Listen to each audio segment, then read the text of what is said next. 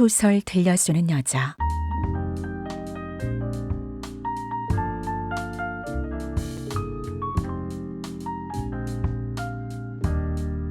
소들려의 감성 오디오북.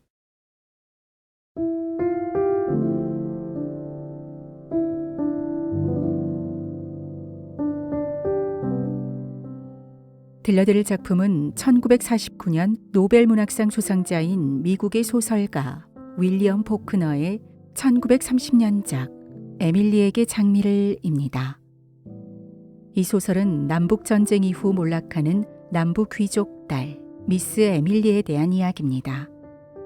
아버지의 죽음 이후 외부와의 소통을 차단하고 은둔 생활을 해야만 했던 에밀리.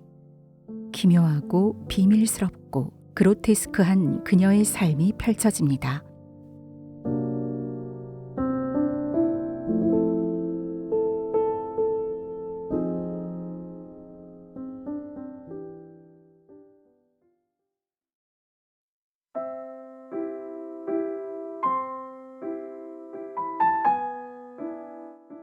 에밀리에게 장미를. 윌리엄 포크너.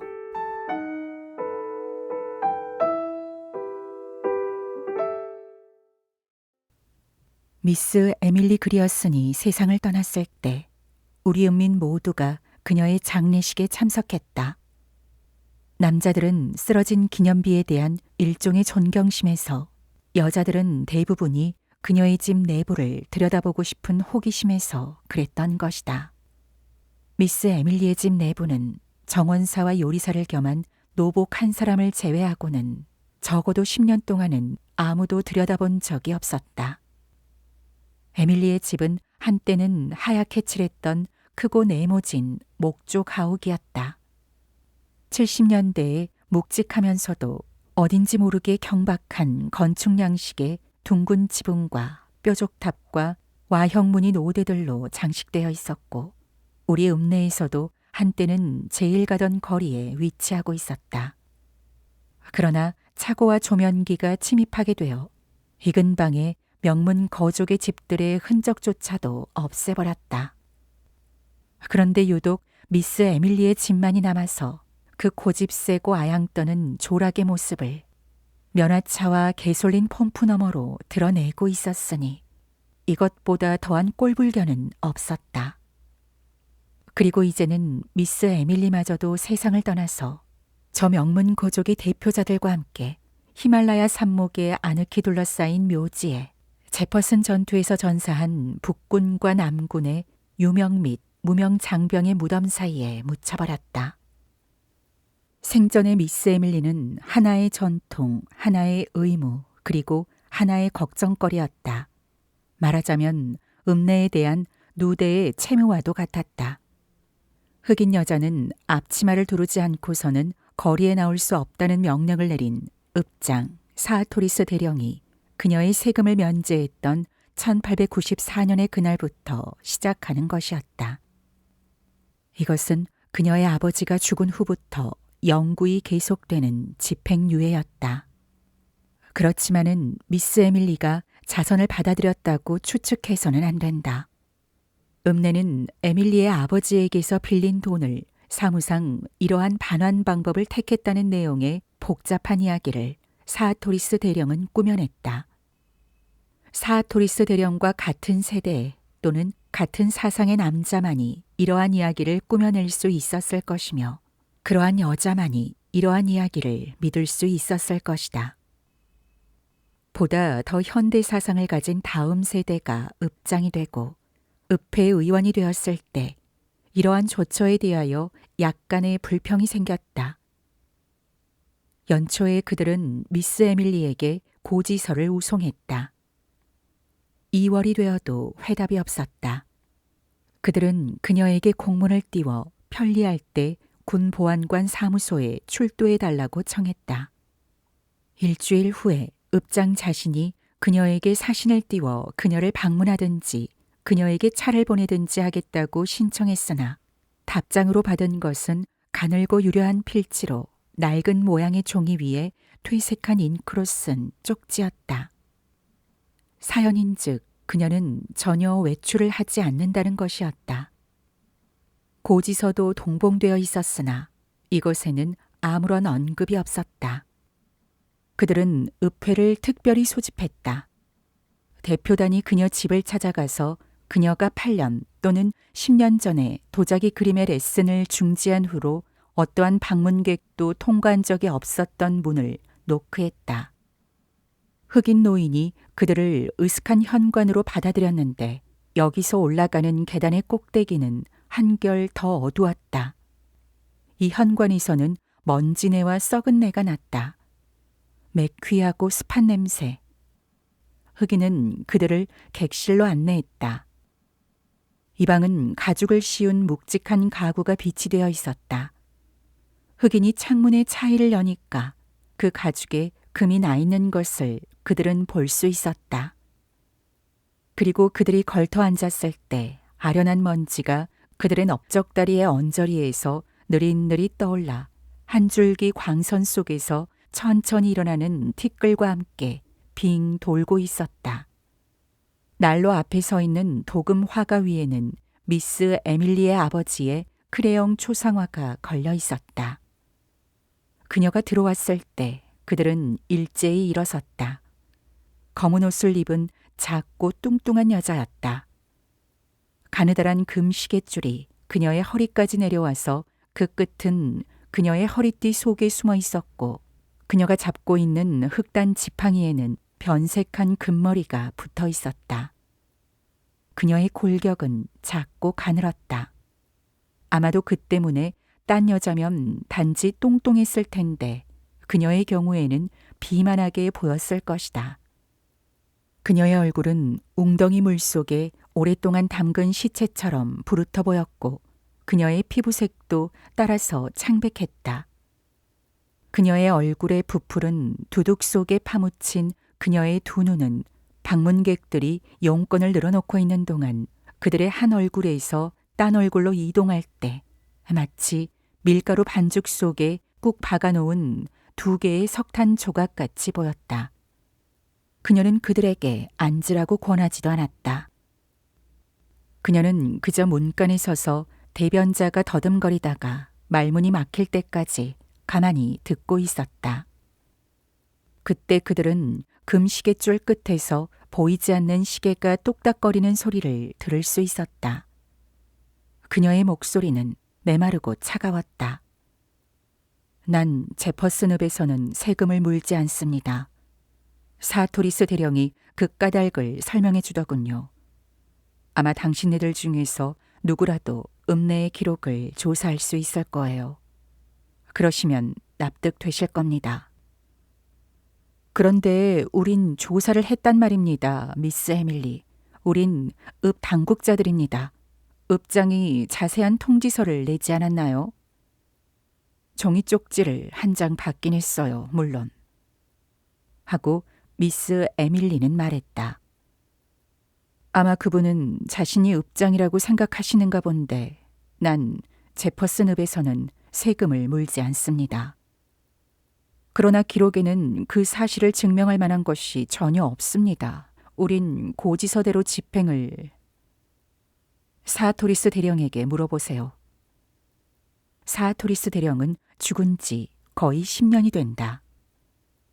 난 제퍼슨 읍에선 세금을 물지 않는단 말이에요. 토우부야. 그 흑인이 나타났다. 이분들 모셔보내라.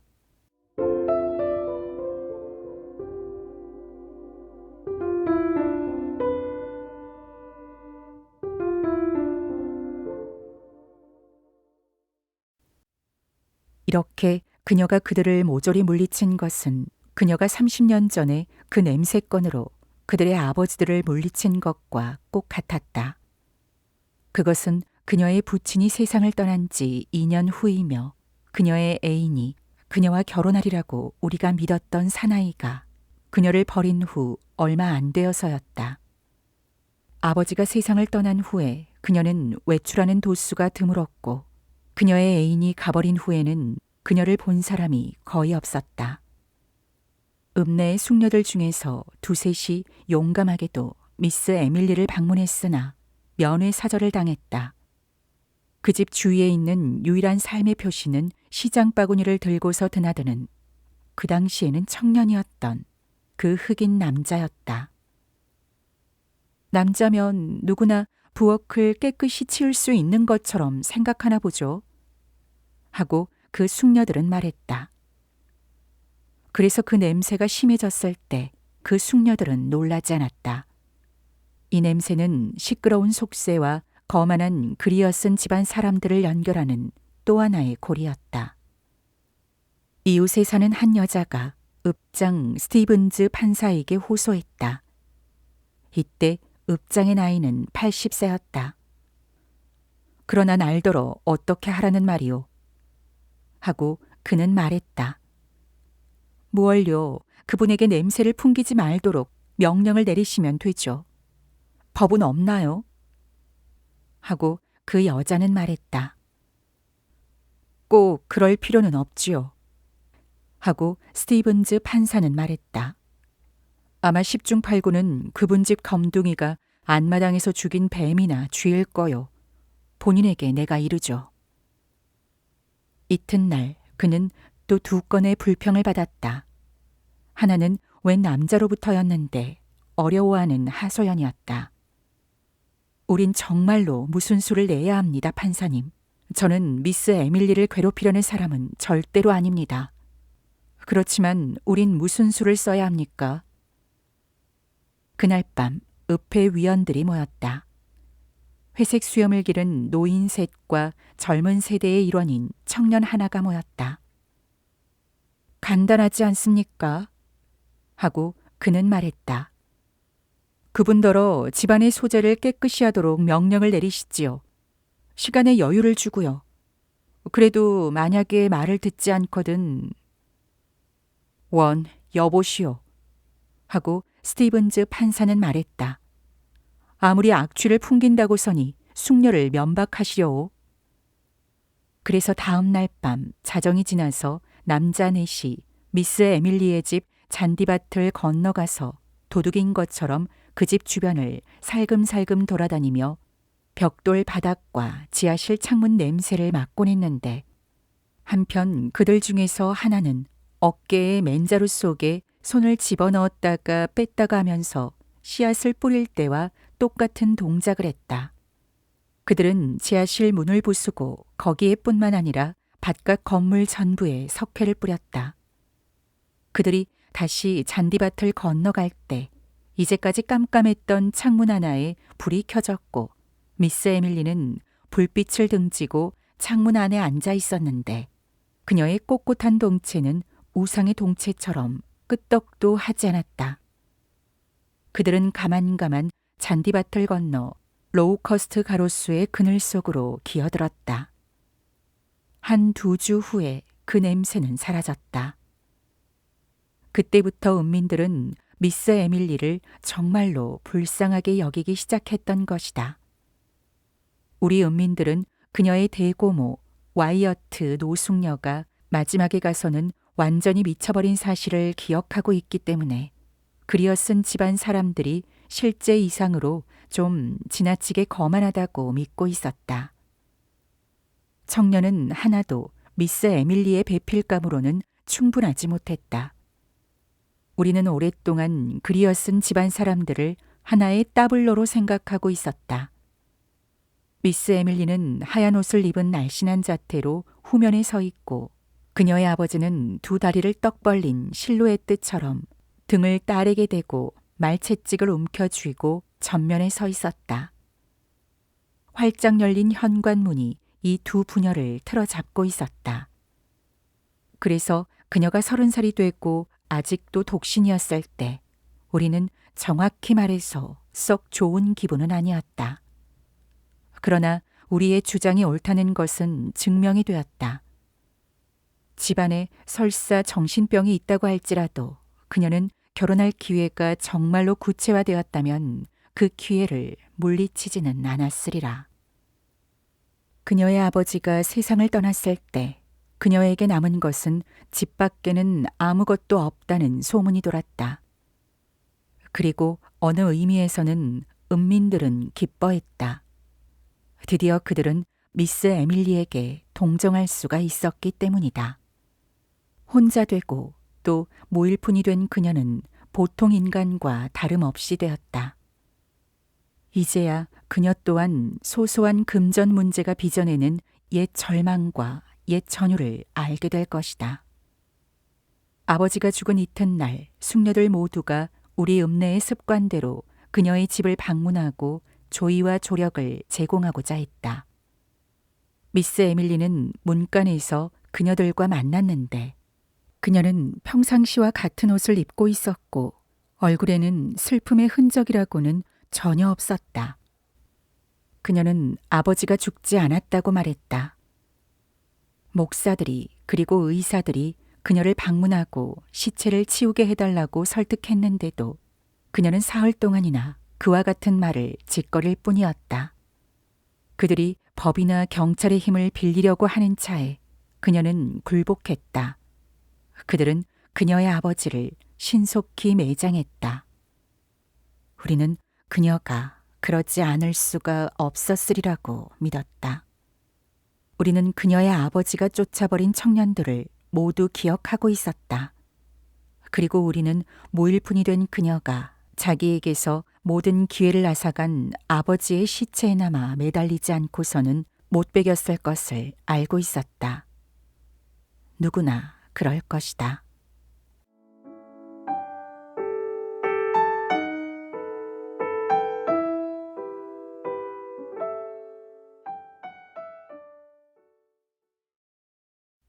그녀는 오랫동안 알았다.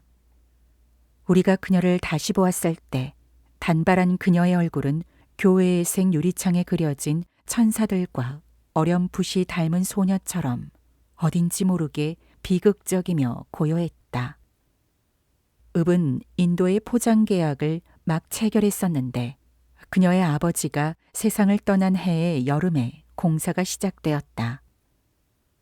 건설회사는 검둥이와 노새와 기계류와 함께 나타났다. 그리고 호우머 바아론이라는 양키 현장 감독도 나타났다. 그는 몸집이 크고 피부가 거무칙칙하고 재빠른 사나이였으며 목청이 굵은데 눈빛은 얼굴빛보다 연했다. 남아들은 떼지어 따라다니면서 그가 검둥이들에게 호통을 치는 것을 그리고 검둥이들이 오르내리는 곡괭이에 맞추어 노래를 부르는 것을 들었다. 그는 은민 모두와 인사하고 지냈다. 광장 어디서나 왁자지껄한 웃음소리가 들릴 때는 반드시 호우머 바아론이 그 패들의 한복판에 있었다. 이윽고 우리는 그와 미스 에밀리가 일요일 오후에 잘 어울리는 한 쌍의 젓갈색 망아지가 끄는 누런 바퀴의 사륜마차를 새마차 집에서 빌려 타고서 드라이브하는 것을 보기 시작했다. 처음에 우리는 미스 에밀리가 흥미의 대상을 가지게 된 것을 기뻐했다. 왜냐하면 숙녀들이 이구동성으로 물론 그리어슨 집안 사람이 날품팔이 북부인을 대수롭게 여기진 않을 거야 하고 말했기 때문이다. 그러나 아무리 슬픈 일이 있다고 해서 진짜 숙녀라면 귀족의 체면이라는 뜻인 노블레스 오블리즈를 잊을래야 잊지 못하는 법이라고 말하는 나이가 더 많은 딴 숙녀들도 있었다. 그들은 노블레스 오블리즈라는 말을 쓰지 않았지만은 불쌍한 에밀리, 친척이 와야 하겠군 하고 말할 뿐이었다. 미스 에밀리는 엘러바머주에 친척이 있었다. 그러나 연전에 그녀의 아버지는 머리가 돈 와이어트 노숙녀의 토지를 두고 다투었기 때문에 두 가족 사이에는 아무런 연락도 없었다. 그들은 장례식에 참석하지도 않았다. 그리고 늙은 은민들이 불쌍한 에밀리 하고 말하자마자 모두가 소곤거리기 시작했다. 정말 그럴 수가 있을까? 하고 그들은 서로들 말했다. 물론 그렇지, 달리 어떡해. 이것은 손바닥으로 입을 가리고 소곤거리는 말이다. 한 쌍이 잘 어울리는 망아지가 딸그락딸그락 소리를 내며 지나갈 때 일요일 오후에 햇볕을 막으려고 내리친 발 차일 뒤에서 목을 길게 뺀 여자의 명주와 공단옷이 스치는 소리와 더불어 불쌍한 에밀리. 그녀는 고개를 높이 쳐들고 있었다. 그녀는 이미 땅에 떨어졌다고 우리가 믿고 있을 때도 그것은 마치 그녀가 그리어 쓴 집안의 마지막 생존자로서의 자기의 위험을 인정해 줄 것을 여느 때보다도 더욱 요구하는 것 같았다. 그것은 마치 그녀의 위험이 그녀의 초연함을 재확인하기 위해서는 그러한 세속적 행동을 필요로 한 것 같았다. 그것은 그녀가 쥐약인 비소를 샀을 때와 같았다. 이 일은 그들이 불쌍한 에밀리 하고 소곤거리기 시작한 후 1년 이상이 지나서였고 두 여자 사촌이 그녀를 방문하고 있던 동안이었다. 독약을 주세요. 하고 그녀는 약방 주인에게 말했다. 이때 미스 에밀리의 나이는 30이 넘었는데 보통보다 여위기는 했지만 몸이 날씬한 여자였다. 까만 눈은 차갑고 교만했다. 얼굴의 근육은 등대지기의 얼굴이 꼭 그런 것처럼 관잔놀이와 눈자 위에 걸쳐서 팽팽했다. 독약을 주세요. 하고 그녀는 말했다. 예, 미스 에밀리, 어떤 종류죠?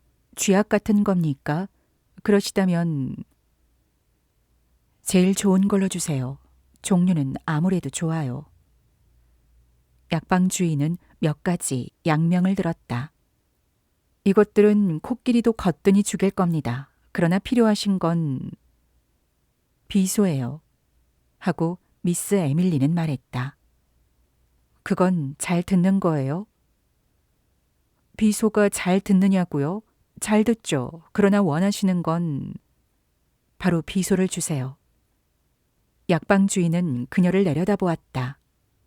그녀의 얼굴은 팽팽한 깃발과도 같았다. 그야 물론 드리죠. 하고 약방 주인은 말했다. 원하신다면 그러나 범에서 요구하니까 그 용도를 말씀하셔야 합니다.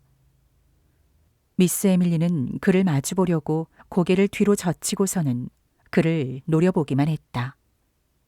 드디어 그는 외면하고 들어가서 비소를 내다가 종이에 쌌다. 흑인 배달 소년이 그녀에게 그 꾸러미를 전했다. 약방 주인은 다시 나오지 않았다. 그녀가 집에 돌아와서 그 꾸러미를 풀었을 때 상자 위에는 두개골과 대퇴골의 표식 밑에 쥐약이라고 적혀 있었다.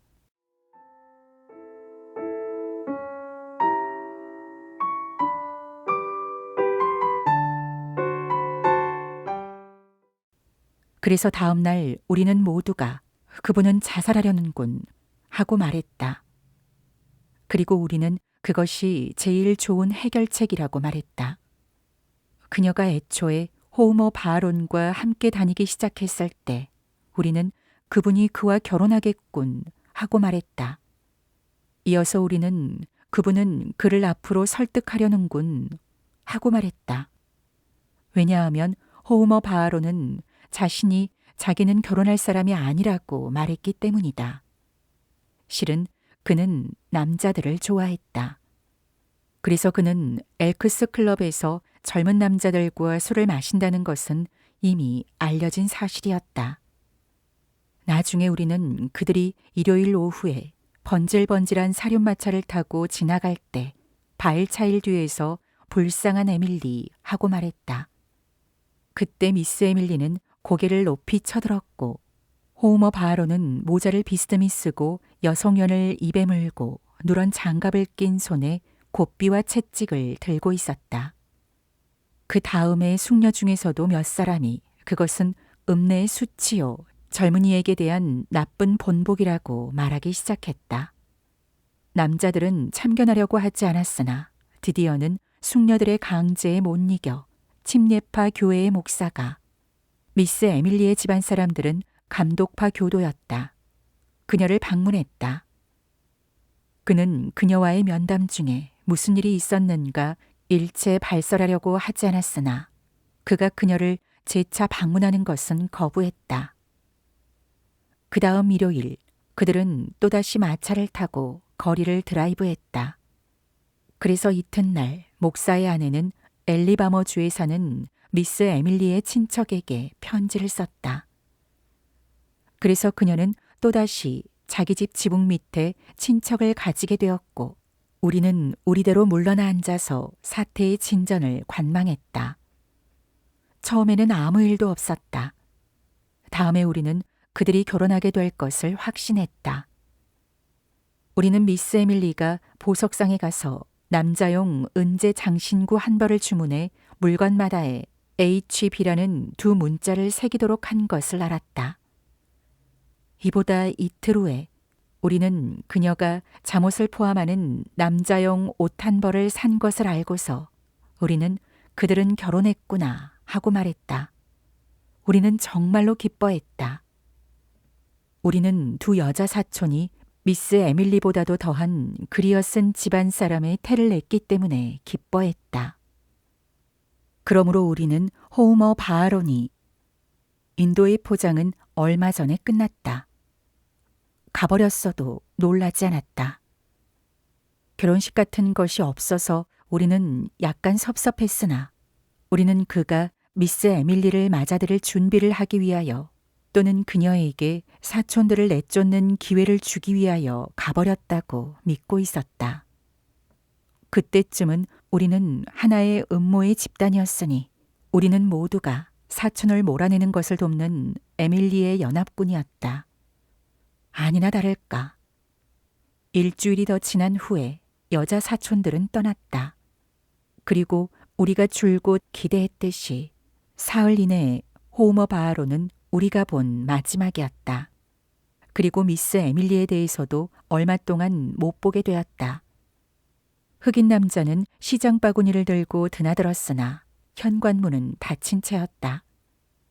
이따금 우리는 어쩌다가 그나마 한순간 창가에 있는 그녀를 그날 밤 석회를 뿌리던 사람들이 보았듯이 보았다. 그러나 거의 6개월 동시나 기대해야 했던 것임을 깨달았다. 마치 그녀의 여자 생활을 그렇게도 여러 차례나 망쳐놓았던 그녀의 아버지의 그러한 특질이 하도 독살스럽고 또 하도 격렬하기 때문에 도저히 사라지지 못하는 것 같았다. 우리가 다음에 미스 에밀리를 보았을 때 그녀는 뚱뚱해졌고 그녀의 머리털은 회색으로 변하고 있었다. 다음 2, 3년 동안 그녀의 머리털은 더욱 회색이 되다가 드디어는 변색이 그쳤을 때는 검은 점과 흰색이 뒤섞인 철회색에서 멎었다. 74세에 그녀가 세상을 떠나는 날까지 그녀의 머리털은 여전히 왕성한 철회색이었고 마치 활동하는 남성의 머리털과 같았다. 그때부터 계속하여 그녀의 현관문은 닫힌 채였다. 그녀가 40살 때 도자기 그림의 레슨을 가르쳤던 6년 내지 7년의 시기를 제외하고서는 그녀는 아래층 방 하나에 화실을 만들었다. 여기에 사토리스 대령과 동시대인의 딸이나 손녀들은 연봇돈 25센트짜리 은하를 지니고서 일요일에 교회에 다니던 때와 똑같은 정신으로 꼬박꼬박 다녔던 것이다. 그동안 그녀는 세금을 물지 않았다. 이어서 보다 새로운 세대가 읍내의 중추 및 정신이 되었으니 그림 제자들은 성장하여 차츰 오지 않았고 그들의 자식들을 채색 상자와 지루한 북과 부인 잡지에서 오려낸 사파들을 들려서 그녀에게로 보내지 않았다. 현관문은 마지막 제자가 나간 뒤에 닫혔고 영원히 닫힌 채였다. 읍내에 무료 우편 배달제가 실시되었을 때 유독 미스 에밀리만이 자기 집 문 위에 금속 포노와 우편 상자를 붙이는 것을 거부했다. 그녀는 말을 들으려고 하지 않았다. 날마다, 달마다, 해마다 우리는 시장 바구니를 들고 드나드는 흑인의 머리털이 회색이 되고 그의 허리가 더욱 굽어가는 것을 지켜보았다.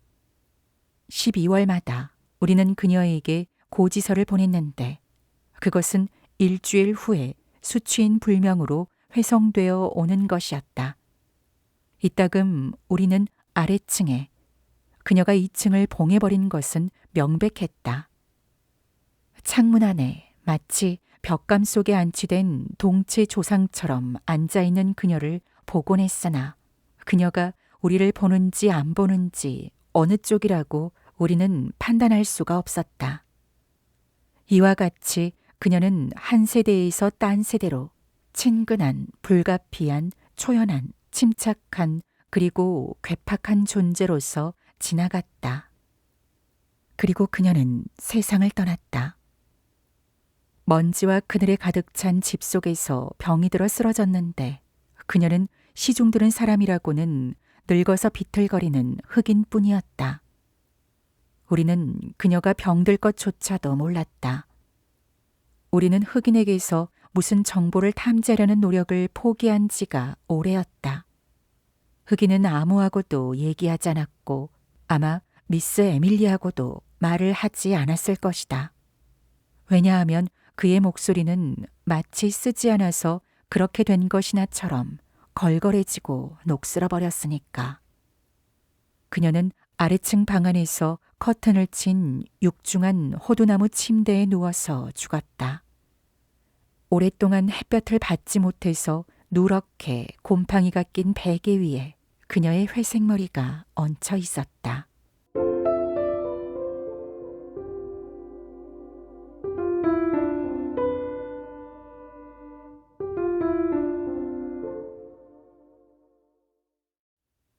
흑인은 조용조용한 쉿소리를 내며 호기심에 찬 재빠른 눈초리를 던지는 숙녀들이 먼저 도착하자 그녀들을 현관문에서 맞이하여 집 안으로 들여놓고서는 자취를 감추어 버렸다. 그는 바로 집안을 지나 뒷문으로 빠져 다시는 나타나지 않았다. 두 여자 사촌이 당장에 뛰어왔다. 그녀들은 이틀째 장례식을 치루었다. 참석한 은민들은 생화더미 밑에 누워있는 미스 에밀리를 보았다. 그녀의 아버지의 크레용 초상화는 딸이 들어있는 널과 쉿소리를 내는 괴상망측한 숙녀들 위에서 심각한 얼굴로 명상에 잠겨 있었다. 그리고 아주 늙은 남자들은 남군의 군복을 솔질해서 입고 있는 노인도 몇몇이 있었다. 베란다와 잔디밭에서 마치 미스 에밀리가 그들의 동시대인인 것처럼 그녀의 이야기를 하고 있었다. 그들은 그녀와 함께 춤을 추었고 아마도 그녀에게 구원을 한 적이 있다고 믿고 있었다. 모든 과거가 차츰 좁아드는 길이 아니고 그 대신에 겨울철이 접근하지 못하는 거대한 초원이며 이 초원과 현재의 그들을 구분하는 것은 좁은 병목과 같은 최근의 10년이라고 생각하는 노인처럼 그들은 시간을 수학적 진행과 혼동하고 있었다. 이미 우리는 40해 동안 아무도 들여다본 적이 없는 방이 하나 계단 위층에 있었는데 이 방은 이제 부수고 들어가야 한다는 것을 알고 있었다. 우리는 그 방을 열기 전에 미스 에밀리가 깨끗이 땅속에 묻힐 때까지 기다렸던 것이다. 방문을 꽝꽝 때려 부수는 통에 이 방은 스며드는 먼지로 가득 차는 것 같았다. 무덤의 너울과도 같은 코를 찌르는 얇은 먼지의 너울이 신방처럼 꾸며진 방 온갖 곳 위에 퇴색한 장밋빛 밸런스 커튼 위에 장밋빛 전등 갓 위에 화장대 위에 우아하게 배열된 수정유리 그릇 위에 HB라는 두 문자가 희미할 정도로 퇴색한 은으로 뒤를 댄 남자용 장신구 위에 깔려 있었다. 장신구 가운데에 칼라와 넥타이가 놓여 있었는데 마치 금방 풀어놓은 것 같았다. 이것들을 들어 올리니까 표면의 먼지 속에 아련한 초승달과 같은 자국이 남았다. 의자 위에 조심스럽게 갠 양복이 걸쳐 있었다. 의자 밑에는 두 짝의 말없는 구두와 벗어던진 양말이 있었다. 바로 그 사나이 자신이 침대에 누워 있었다. 한참 동안 우리는 그곳에 그저 서서 알 수 없는 웃음을 짓는 살이 없는 송장의 얼굴을 내려다보았다. 그 시체는 명백히 한때의 포옹의 자세로 누워 있었지만 지금은 사랑보다도 오래가며 사랑의 찌푸림마저도 정복하는 기나긴 잠이 그에게 불의를 범하고 있었다. 잠원 밑에서 썩다가 남은 그의 시체는 그가 누워있는 침대와 분간할 수 없게 되어버렸다. 시체 위에 또 시체 옆 베개 위에 끈질기고 변함없는 먼지의 페이트가 골고루 발라 있었다. 그때 우리 눈에 띈 것은 둘째 베개에 머리를 벤 자국이었다. 우리들 중에 한 사람이 머리 자국에서 무엇인가를 집어들었다. 몸을 앞으로 기울였을 때 저 아련한 보이지 않는 메마른 먼지의 냄새를 콧구멍에 느끼며 우리는 한 가닥의 기다란 철회색 머리털을 보았다.